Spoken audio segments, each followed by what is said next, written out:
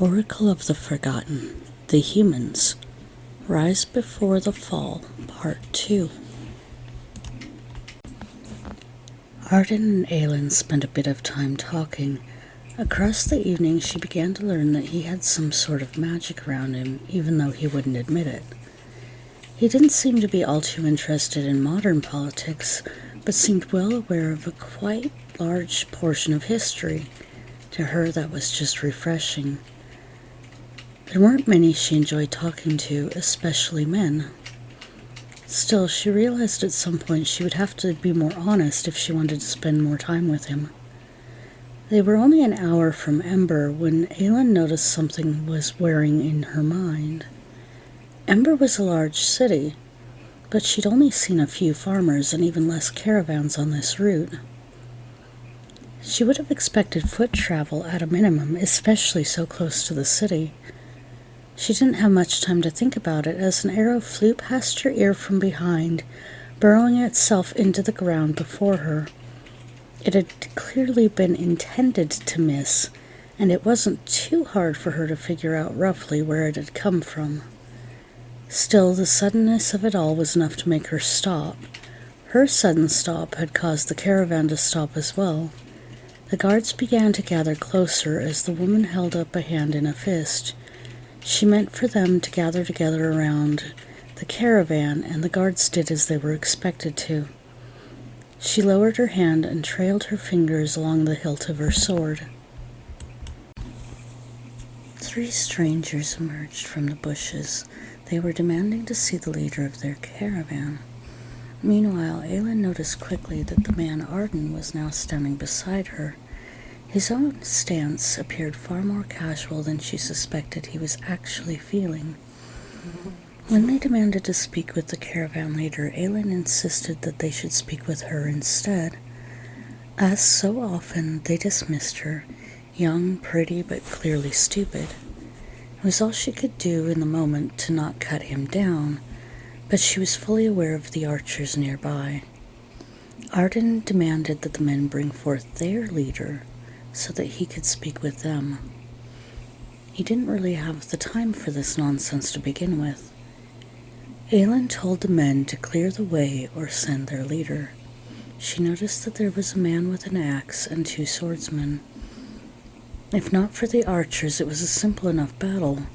With the archers, she figured she could probably endure an arrow or 2. When the caravan leader finally emerged from the wagon, Aelynn was still pretty disgusted with this whole scenario.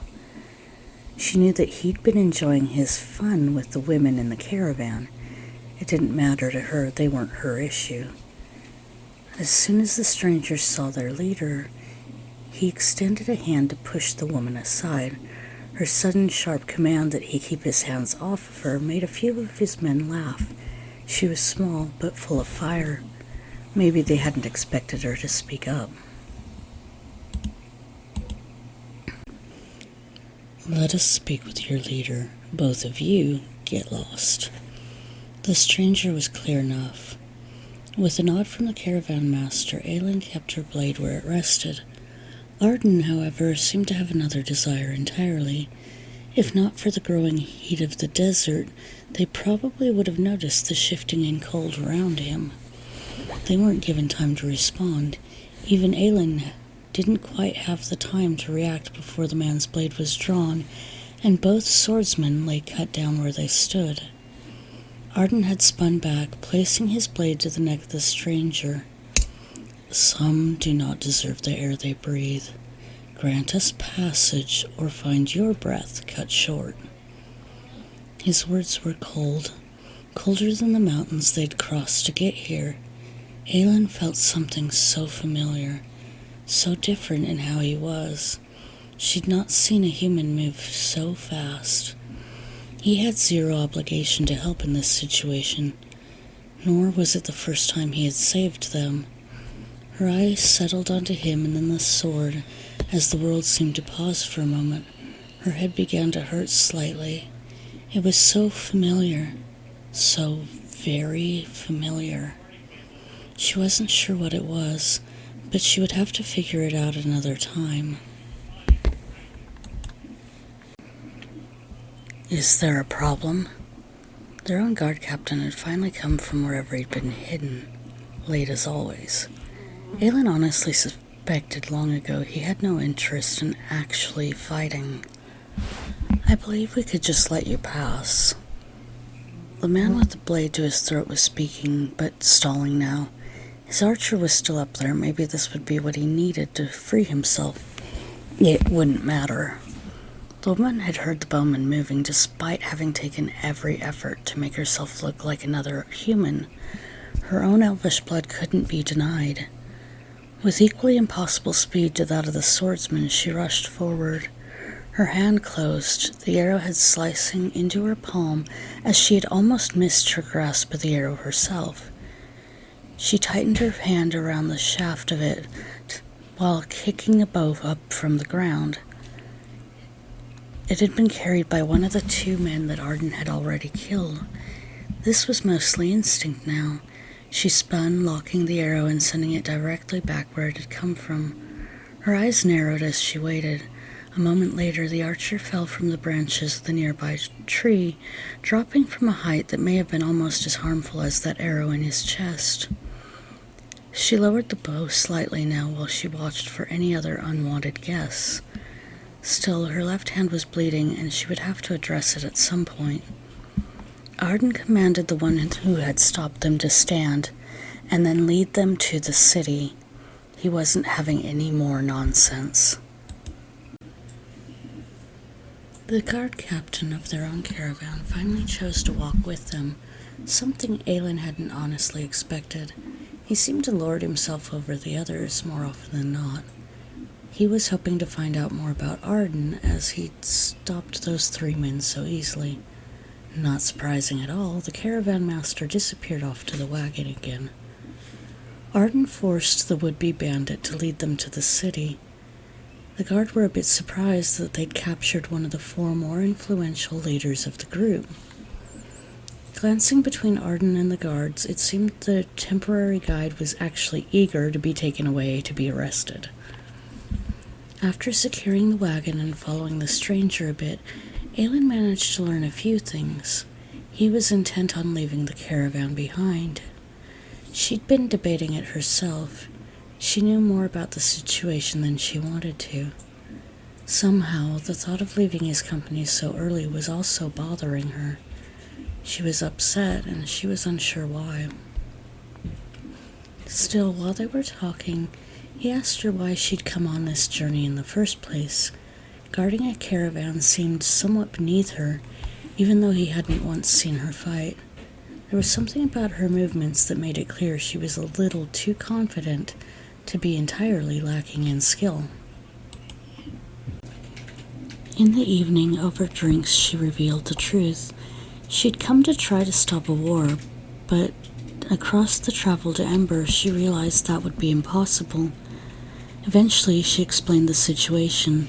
Their cargo was actually supposed to be a princess who had gone missing. Along with her were a group of women who were her servants. She was meant to marry one of the kings from across the deserts. This was a little new to Arden, as there hadn't been a king in those lands for quite some time. Still, he wasn't too interested in the politics.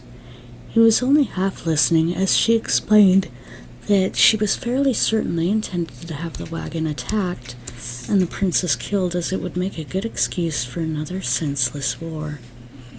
It amused him a bit when she continued and was talking about the kings of the land as tainted kings. She didn't seem all too interested in clarifying that, but it's a term he had heard before.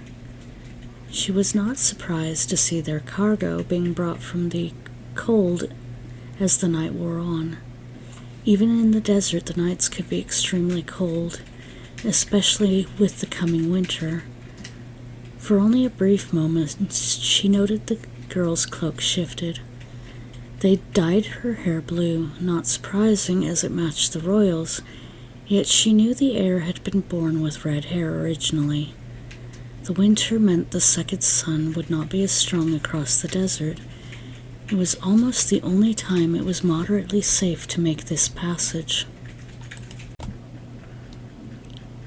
She started asking the human what his plans were, saying that she felt whatever he was going to do would be much more productive than trying to stop something both sides wanted to happen. To her surprise, he actually didn't bother to hesitate.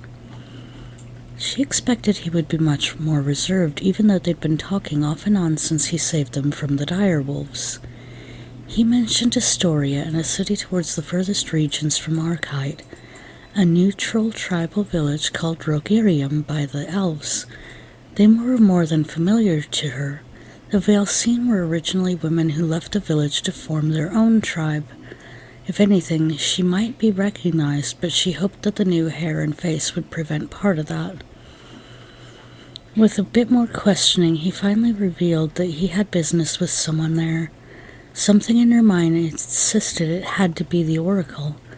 Many of the women would have nothing to do with a man such as himself. Their Oracle was one of the few of her kind to reveal her own power. Aelynn knew of her. She knew well about the Oracles but didn't trust them. If anything, she was always annoyed at how cryptic they were. The real reason behind her dislike was deeper. Her own visions were nearly as cryptic, and she wasn't sure what she was even to do with them. The woman had told him rather clearly she intended to walk beside him, or if Arden would not have it, she would follow anyway. Even her attitude reminded him of another he'd met not so long ago. In fact, he would have to address that matter at another time if she intended to stay around. While in Ember, Aelynn equipped herself with a new longsword, a bow, and a finely fitted suit of leather armor. The cost of it all seemed to not even matter to her, as she paid it quickly. Arden was waiting on his own pay, but he'd heard that Rogirium had better smiths, and he was looking forward to better quality work. He traveled towards the lands of Astoria, Aelynn traveling beside him. It was going to mean preparing for colder winters, but the girl already had everything that she would need in her bags. As they rounded closer to the city, the darker wooded trees began to be familiar to her again. It had been so long since she accompanied her former leader to this place, again to see the Oracle who had lived here. As the path began to narrow, a part of her realized she'd not even seen the scouts. She wondered if it was the sip of whiskey from earlier to warm up, or her senses were dulled by something else.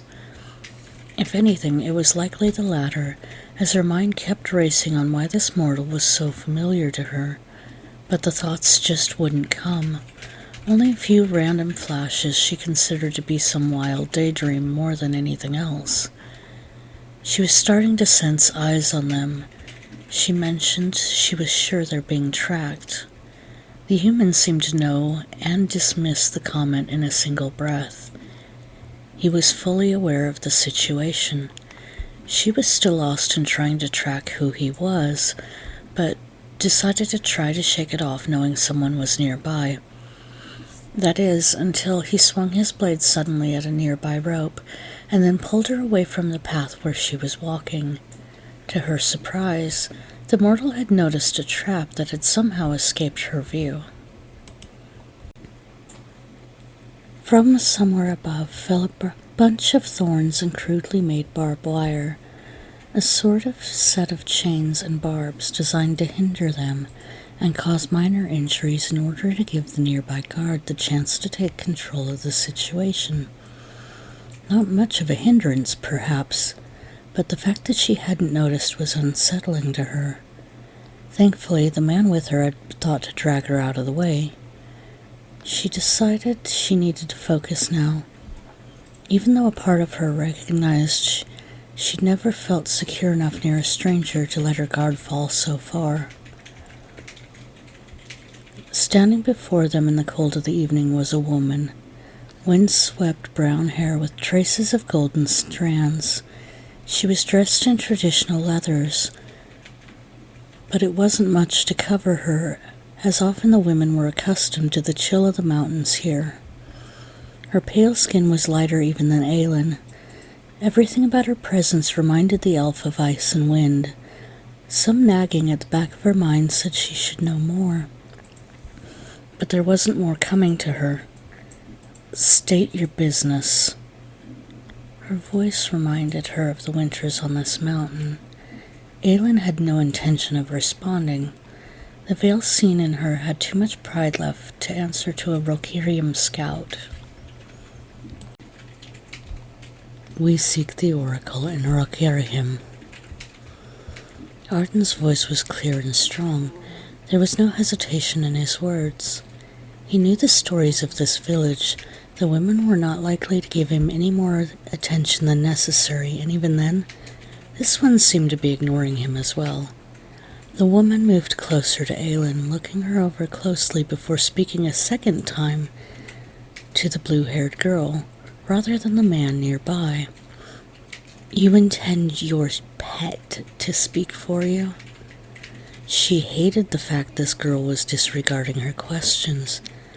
As he said, he is no pet. A few men still have value. Aelynn could feel some authority creeping back into her voice. You can listen to his words or ask for a reason to do so. She knew it would mean a challenge. After all, it was only through combat a man could prove his worth as more than a slave to either of their two clans. A bit more banter revealed the stranger to feel no men had worth, except maybe as breeders. She might even be willing to trade him for access, but her statement was all too clear. He can challenge one of our champions if you wish to lose him. Aelynn looked her over a moment, then gave her a half-crooked grin. If he wishes to challenge your champion, they will die. But that's up to him. The woman stared at Aelynn with some resentment before returning her gaze to the human. It was clear she was going to have to let him choose. Bring out your champion. Arden's words left the blue-haired girl smiling, and she stepped aside to stand near the other scouts who were closing in on them. Their champion was definitely taller than Aelynn expected. Soft blonde hair and almost as tall as Arden himself. She was holding a very large, double-headed axe that rested close to her shoulder. The woman was watching the pair, seeming almost disappointed at first that she was set to fight another man. At least this one had been larger than some of the others. She doubted this would be worth her time. It was a bit surprising to her that the woman with blue hair stood aside. Her stance struck something familiar in the warrior, but she was set to fight the male, like it or not. It was precisely Aelynn's pride that caused the cold-eyed stranger to pull her aside and speak with her while Arden began his battle. Even she noticed the way the woman looked at her. Arden was already caught up in the moment. This woman standing across from him was well bound in muscle. The double-edged axe implied she was strong, far stronger than some of the men from the villages he'd fought in before. While he was confident that no mortal could best him, Arden learned long ago not to underestimate other mortals, especially ones who had something to prove or something to lose. This blonde warrior moved quickly for her choice of heavy arms. She rushed forward, trying to slash him with her axe, as she dashed past him to get behind him for a proper swing. She didn't make her first mark. As her axe hit his sword, a spark of metal flew from the edges of her weapon. She felt the impact throwing her slightly to the side, and just enough that the spin for her swing at his spine missed, cutting lightly into the back of his arm, but nearly missing that as well. The woman let out a low growl. The mortal was stronger than she thought, and it irritated her. She shouldn't struggle so much against a male. She actually stepped back slightly when she felt a strike against her arm. Nothing sharp. The man had literally hit her with the side of his blade, as if mocking her in that moment. Come now, champion. That was a warning. The next will kill you.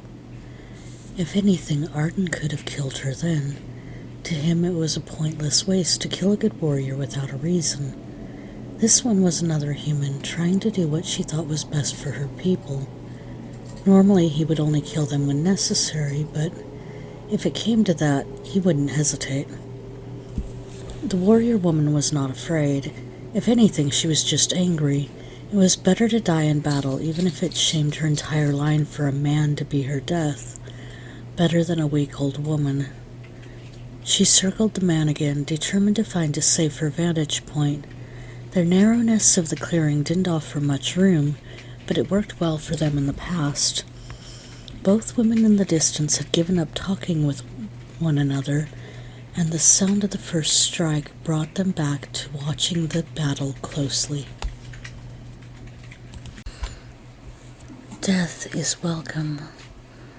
The woman had believed she could still control this situation.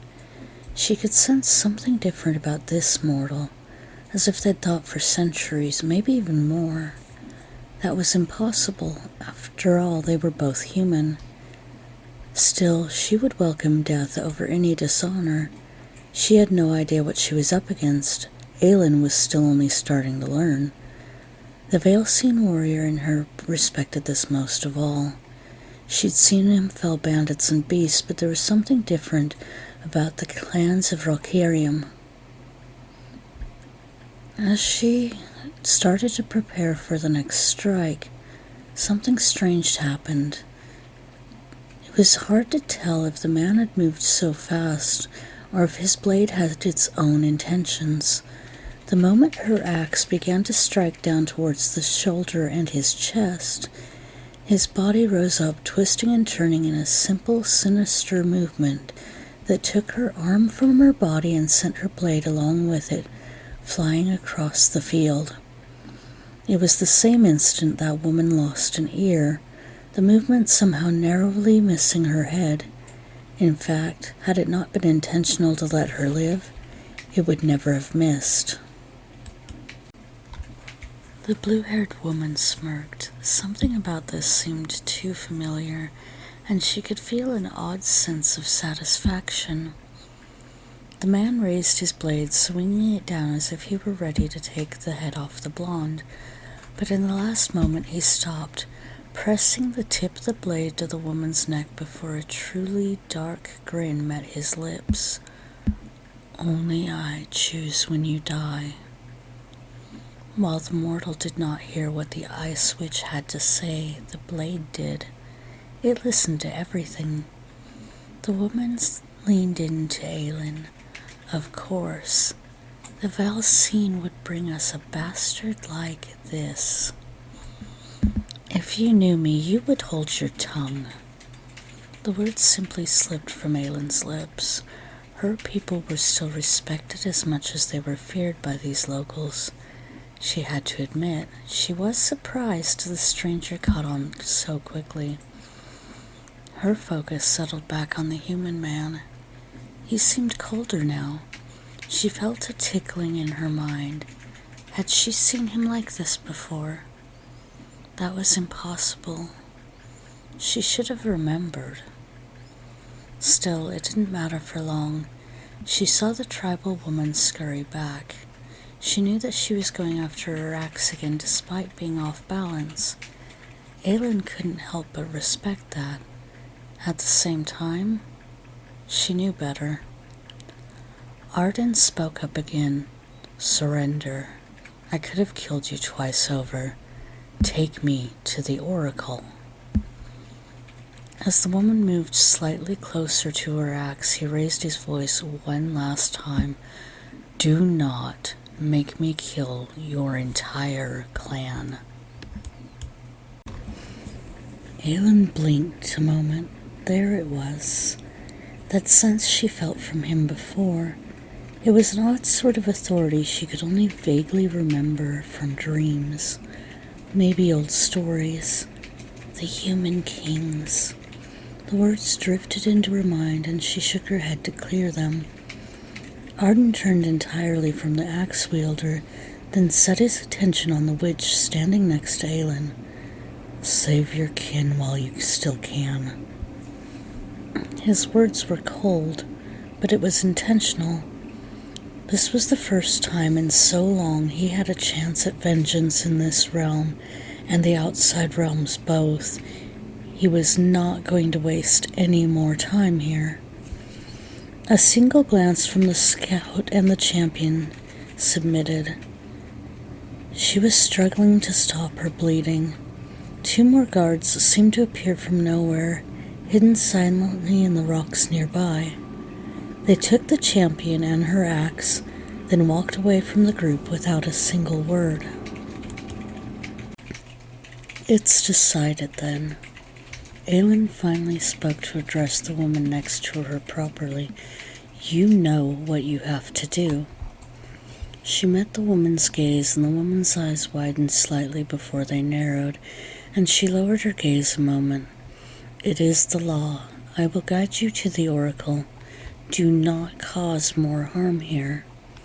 She knew she couldn't stop it if they tried. Their champion was so easily bested. Even with their armies, it might be too much to subdue the male without trickery. She knew very little of the woman, other than that she was from their sister clan. She'd heard the stories of their traitor, but that one had red hair. Still, she could sense the fluctuations in magic energy around the girl. There was something completely wrong with her. The woman glanced at Arden, too, as she began to guide them. The witch couldn't resist stretching her energy towards him, yet what hit her back felt like a slap in the face rather than the energy of a human. She accepted it as a sign and began to lead them on the road. She was hoping for more information about the two, but they hardly spoke. As they walked to the village, Aelynn managed to piece some of it together. There was some kind of animosity in how he spoke of the oracle. "This isn't a friendly visit, I suppose?" She knew there were legends about the oracle. She could see the future, but it didn't mean she had to tell the full truth about what she saw. She could tell what benefited her and leave parts out. There wasn't much of a response, just a quick shrug and nothing more. Aelynn could already tell he hadn't decided yet how far he was going to take things. Their guide was walking quickly and frankly ignoring them. The idea of a woman, let alone a sister from their clan, treating a man as an equal, had the witch angry to begin with. The faster this was done, the better. She wanted these two out of her city. "You can guard outside. You too, Theris. This matter is mine. Alone." The way he said alone actually left both the women slightly uneasy. Aelynn knew that he would do whatever he saw best, but the oracle was definitely a force of nature. She hoped this wouldn't cause too much backlash. She did not argue. If anything, she wasn't sure she wanted to know what his level of brutal efficiency and tools for dealing with the stubbornness of these corrupt oracles might be. Both Aelynn and Arden had noticed that there were old and young women, but there didn't seem to be any children at all in this village. She had hoped they were all hidden, but if not, well, she'd need to learn more. Even her own clan had chosen to have children on occasion. It was an odd thing to see them without any. "Normally, your male would not be allowed." The words of the woman were directed to Aelynn. "I suppose this is an exception, but it shouldn't be allowed." Aelynn took a breath, but her frustration took over. Men who passed the trials were allowed, and if that is gone, what honor or consistency is left in your temple? The words rattled the other woman. Very few, even in her own village, knew the temple laws. Aelynn didn't give her a chance to respond before she continued. "If he's worthy to walk these lands, he's more than worthy to enter your temple." She wasn't sure why this angered her so much. This man asked her to go to the Valsine Hollow. She would have acted the same way in the past. She understood where these women were coming from, but if you wish, so be it. The woman's response surprised Aelynn, as if she noticed something the blue-haired woman herself had not. The fact that this stranger was willing to defend him was oddly refreshing. It wasn't her duty, nor was it necessary. Arden was more than able to handle himself. Still, he found himself thinking on it as he entered the temple. The drapes were fine silks hung from an ornate archway. The room itself was fairly dark, and before him rested the woman he wanted to see. A cold, dark fire flowed through his veins.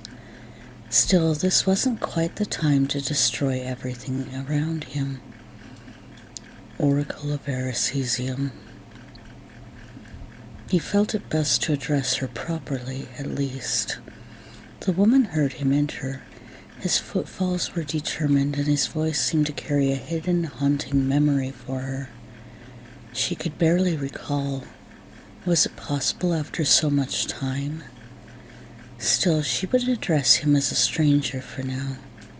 A mortal, untouched by time, unseen by death. Why do you seek me? Her voice was quieter than she had hoped. Maybe it was the ages. Maybe it was his reputation. For now, she only needed him gone. He demanded that she tell him about the 9th gate, which she responded by calling it the doorway of the immortals. He wanted to know how to get there. Her words drifted back again to tell him it cost a sacrifice. She forgot her darkened world was not always the same for others. A dark grin met her lips as she sensed the blue-haired girl in the distance. Oh, what he had to lose was far more than she realized. He had not died when she'd betrayed him so long ago. Her sister had excused it with her youth and poor training.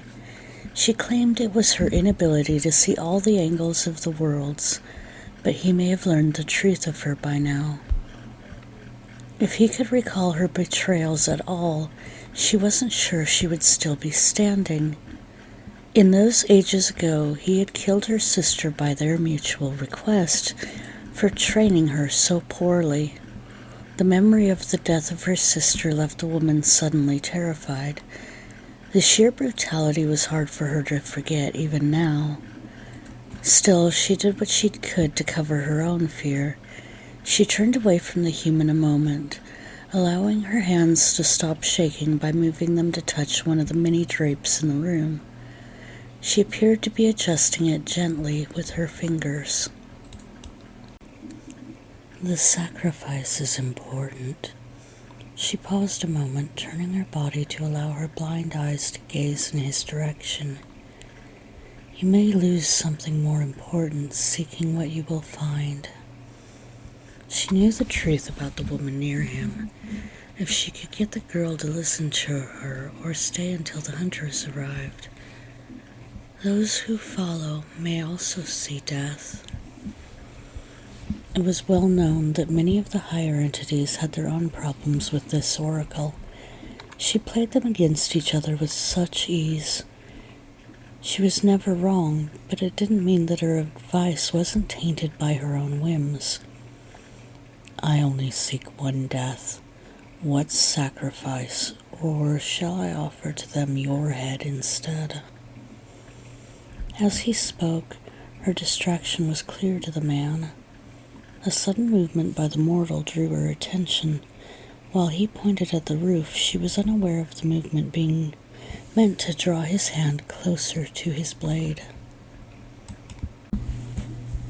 He demanded yet again that she answer his question, this time clearly with no tricks.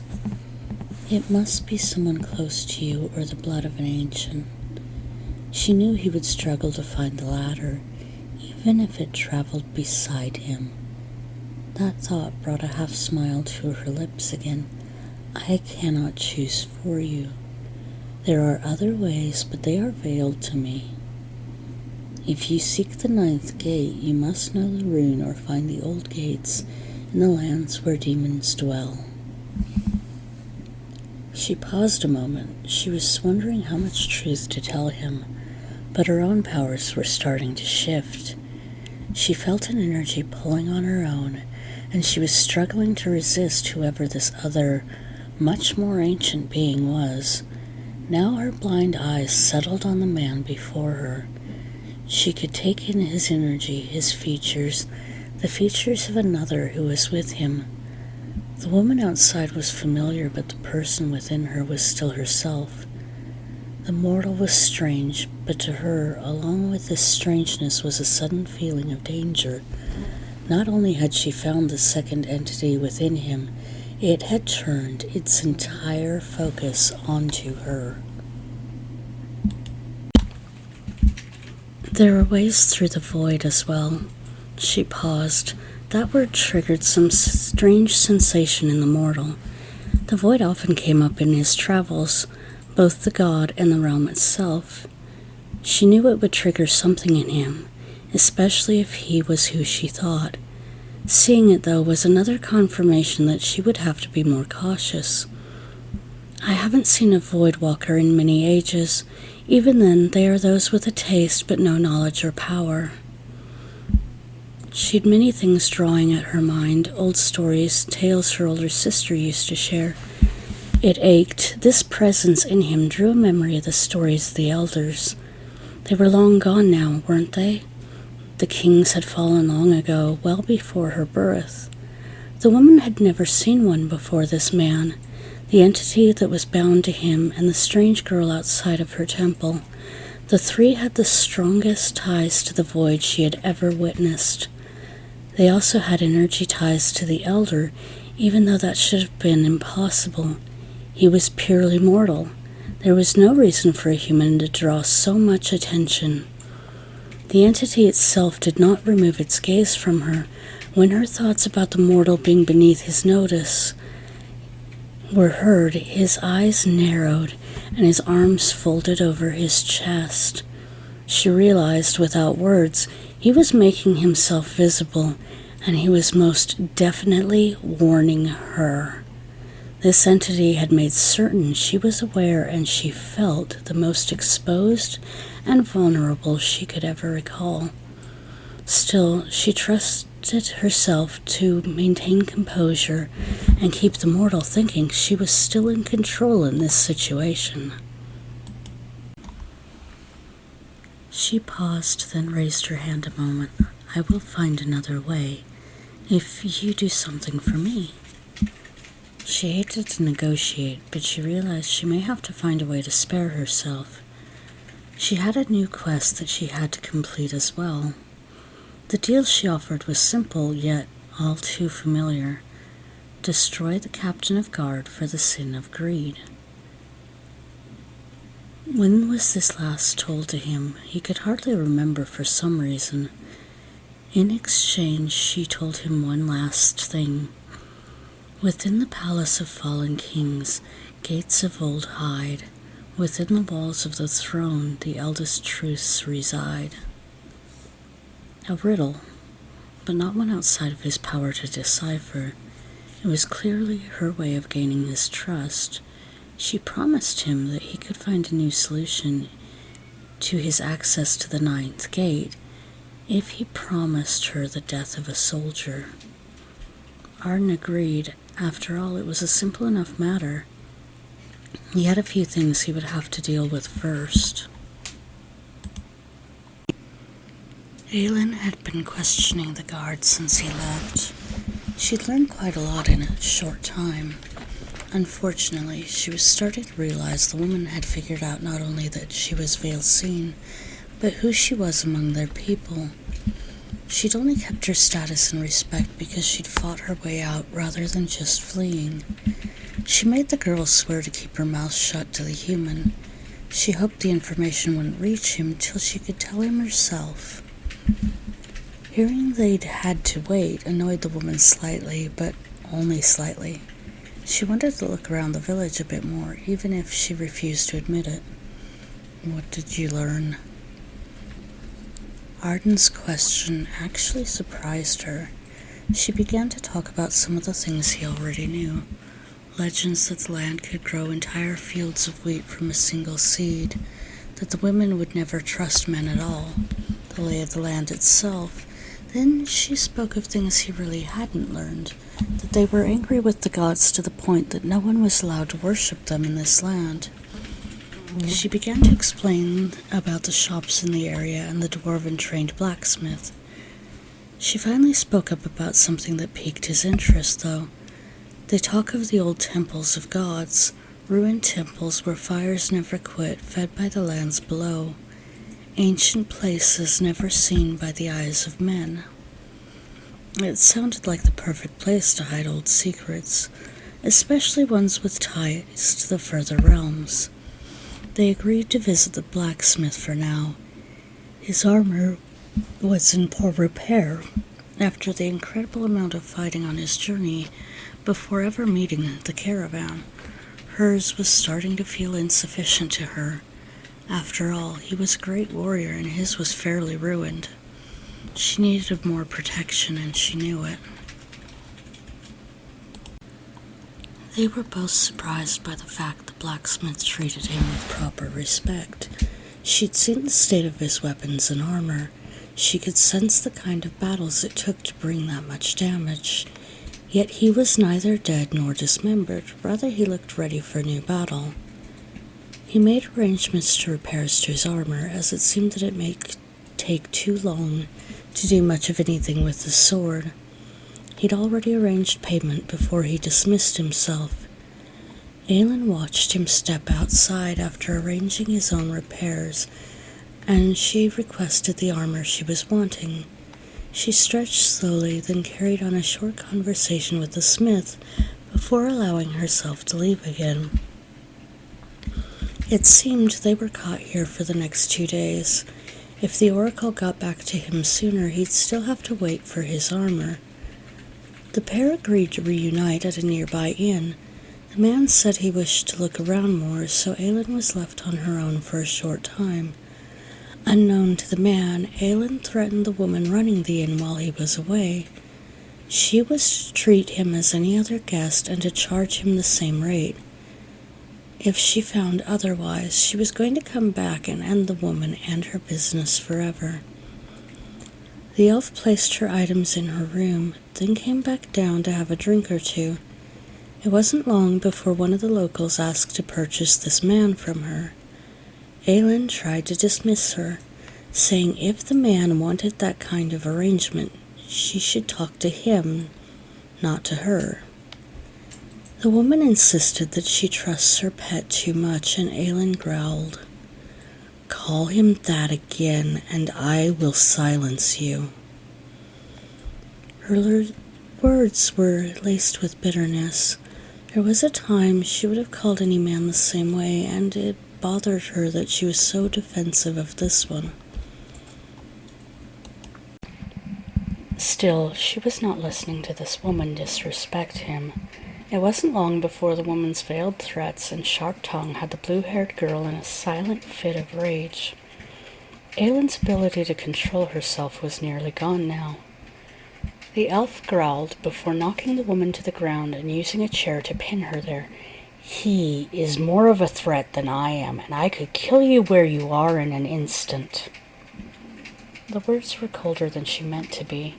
She usually held her own sort of compassion for her sister clan, but this was burning in her veins somehow. She hated anyone speaking badly of him. Unknown to her, there was some part of her which also hated the idea of these women touching him. She was in no way in the right to be possessive nor jealous, and she was taking her anger out on the stranger pinned beneath her chair. She released the woman, then told her one last time, "He is not for sale, nor is he owned. Do not call him a pet nor a breeder. Now leave me, or I'll make the next time I put you down much more permanent." She was trying to hide her own anger now as she took her time to drink. She knew the human was out there, alone in this place, and it wasn't just mortals who walked this city, but there was nothing more to be done. As Arden had wandered the city, one of the women approached him. It was more than clear she wanted his attention, mentioning how men weren't often allowed to wander the city freely. This woman was tall, nearly as tall as the man himself. Her body was set with curves that many of the succubi were born to. However, being a mixture of demons, her abilities did not fully develop, and she wasn't always as capable as her sisters to hunt mortals in their own realms. Here, she was considered capable of among the women despite her shortcomings. Her hazel eyes and dark auburn hair matched well with some of the locals. Had Arden not sensed her before the blade spoke, she probably would have been able to pass for one of the local citizens. Her eyes settled on the human, her power letting out a sweetness that often made men mad or drunk in her presence. Then her eyes settled on his blade for a moment. It was the first time she'd ever felt torn, the mortal. Should I keep him, kill him, take his blade to my master for a trophy? She realized she needed to wait till she had her prey first. Her prey, though, was all too familiar with the citizens of the realm of lust, even when they were not aware of him. She started to flirt lightly, attempting some banter about her wares and goods, about women who volunteered for services from a man with strong genes. As she increased her power, she was determined to ensnare him. Aelynn suddenly became aware of her presence as well. The blue-haired woman owed no loyalty to this man. A part of her still wanted to go and check on him, but a voice in her mind spoke to her loudly. "Not now. This doesn't concern you." The voice was familiar. What surprised her most was that she felt inclined to listen to it.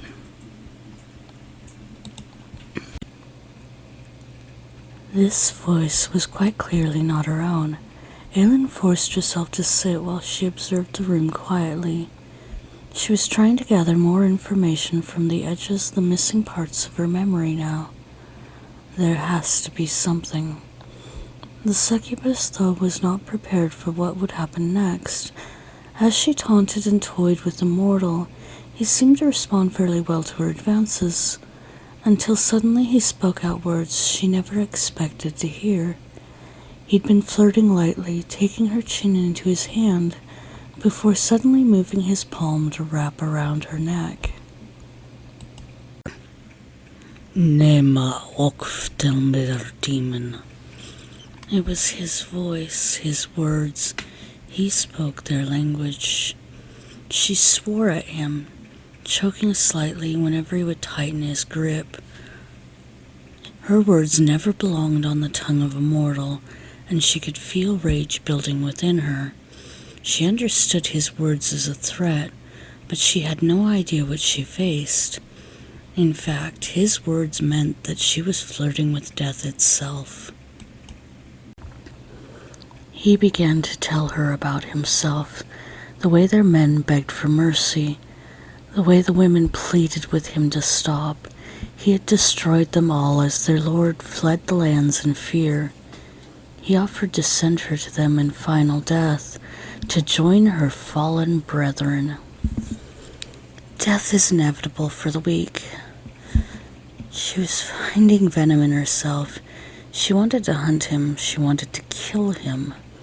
She didn't know what possessed her now, whether it was the embarrassment of his rejection or the fact that he claimed to be the one that had torn apart their lands for refusing to help him. The woman disappeared, reappearing beside him quickly and striking at his left side with her blade. Yet somehow the mortal moved so quickly that he dodged her shadow step attack. Rather than meeting with her target, she felt a sharp blow to her ribs and side. She'd barely grazed him. The wound was already closing with a strange fire that was starting to flow through the blade, previously unseen till that moment. The force, though, of his attack caused her to pause. A mere mortal, pushing her back hard enough to shatter her ribs with a single hit. To drive her back away from him, she stood, stepping back from him. Demons, monsters, gods, you will know me. His words echoed with a confidence that seemed far older than his mortal form. The woman glared coldly. Your kind were meant to be slaves to us. Her words were just her anger speaking now. Do you think that you are special? It seemed like her eyes were drawn to the blade again.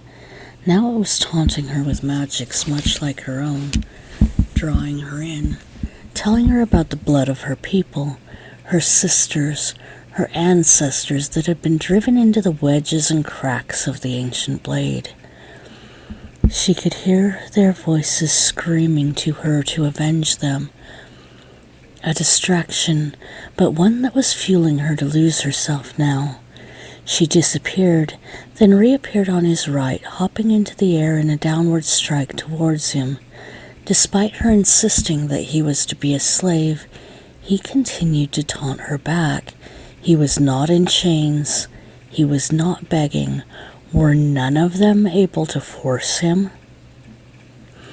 He countered her strike quickly, spinning on his left foot to take another swing at her, slashing up her back and tearing along the ties in her dress, leaving her sliced open back exposed. He continued to cut at her, this time intent on cutting her in half. The demoness cried out in pain despite efforts not to, and managed to swing her blade up between him and herself. Unlike so many before her, that blade held his and gave her only enough time to flash away as it shattered in her hands. Her hand covered a wound in her side as she reappeared again nearby. Her shattered blade had torn into her arms, where parts of it had stayed in their place. She started to burn these wounds closed slowly, hoping to preserve herself as she glared at him. A mixture of rage, horror, and confusion filled her eyes as she heard him let out a low growl. She could see her blood seeping slowly into his blade and almost heard it growl with him. All you fear means nothing, yet all will fear me. Return to your master. Tell them if they desire a mortal, the Slayer welcomes them with open arms. The title made her pause. She'd heard tales of such a creature. She'd heard legends and lore, even when she was small. Times when this man they knew as the Wanderer so long ago had been called such a thing. These were old, forbidden stories. The monster died ages ago. She was now just trying to reassure herself. It was impossible, entirely impossible. As the mortal leaned in closer to her, a strange glow began to appear, as if another eye looked out from within his own. What do you know? He didn't care if she did. You have one chance to remove yourself and return to your master, or I shall deliver your head myself. He was through. These small creatures like her were nothing. Killing them wouldn't offer much benefit to his goals, but if Lust knew he was coming, all the other lords would soon as well. That was exactly what he wanted. Rather than attack, the woman made a hasty retreat, not even finding the energy to do a straight jump back to her own realms. She treated her own wounds in this mortal world before disguising herself to return home. In her distracted state, Aelynn had not noticed those around her backing off and excusing themselves to the far corners of the bar. She took a moment and then sat and ordered herself a drink. The attempted distraction from all the noise in her head and whatever she was still sensing was driving her to drink far faster than normal, but she was certain this wouldn't be an issue. When Arden returned, he was clearly injured. She attempted to get him to talk about it, but at the moment he didn't seem all too interested. She explained that the innkeep had agreed to charge him fairly, but if she did not, the woman wanted to know, she would correct it. The not-so-vague threat behind that almost made the man chuckle, if not for the fact that it would have been a bit painful in the moment. She was certainly strangely devoted for the short time they'd spent together. It didn't take him long to put together that the both of them seemed to have a habit of making trouble to one degree or another. The thought honestly amused him. Any questions he had about her causing trouble was pretty much confirmed by the noise and activity of the bar resuming to a normal atmosphere as soon as the blue-haired girl stepped upstairs to return to her room. When Aelynn went to rest, she began to look over her scars. Most of them would go away if her body had been damaged enough. She always seemed to keep ones tied to her deaths. It was why this one frustrated her so much from time to time. She couldn't make any sense of it, and she really had no idea where it came from. For whatever reason, the mark across her stomach sometimes seemed to glow and itch slightly before the energy within it drew back down. She wasn't sure it was finished acting up even now. The last 2 times there'd been an angelic being nearby, but she really wasn't sensing anything at the moment, just the normal villagers. Even whatever she had been sensing earlier was gone now.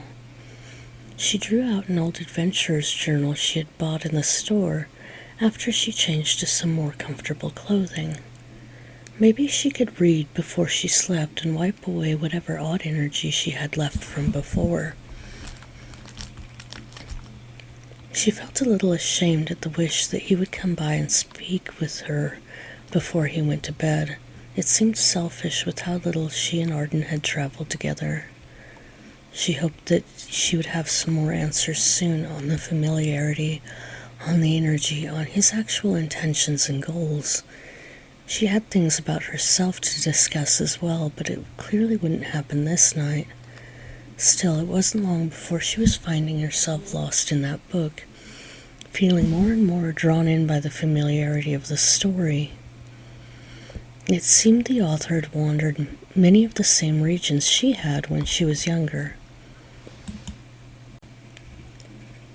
Arden could tell the innkeep wasn't too happy with the situation, but it seemed whatever Aelynn had said to her had her willing to work with him. He actually stayed long enough to eat before going up to his own room. He could feel the energy shifting. He passed by her about the same time that the wound on the woman began glowing. He couldn't sense anything strange, just an odd burst of residual light energy that now had him curious, not curious enough to bother knocking on her door. A part of him was still hoping the girl would come to her senses and leave before he traveled back to the dark realms again. Once he was in his room, he had the chance to clean up. Just another night of bandaging wounds. He knew the nearby bed would be a nice change and entice him into a dreamless sleep.